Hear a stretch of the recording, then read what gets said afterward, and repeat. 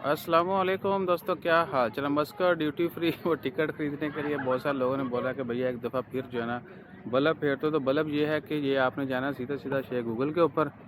ठीक है जी। और शेख गूगल के ऊपर आपने लिखना है मस्कर ड्यूटी फ्री टिकट। ये व्यू जो है ना इतना शायद क्लियर नहीं होगा, लेकिन आपने जाना है मस्कर ड्यूटी फ्री टिकट लिखना है शेख गूगल के ऊपर।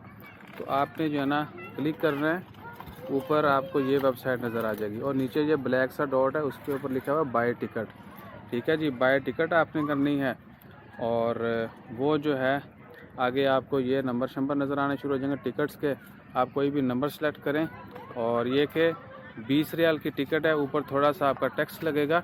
और उसके बाद जो है ना आप एलिजिबल होंगे जी रैफल में हिस्सा लेने के और इनाम जीतने के। इसकी क्या कहते हैं, वालेकुम अस्सलाम, अल्हम्दुलिल्लाह।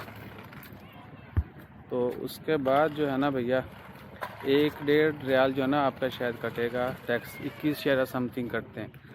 तो ऑनलाइन इस तरीके से जो है ना आप ख़रीद सकते हैं। बाकी मस्कत एयरपोर्ट के ऊपर भी आप ख़रीद सकते हैं, वो वहीं पर है, उनके काउंटर बने हुए हैं ड्यूटी फ्री पे, तो आप वहाँ से भी ख़रीद सकते हैं।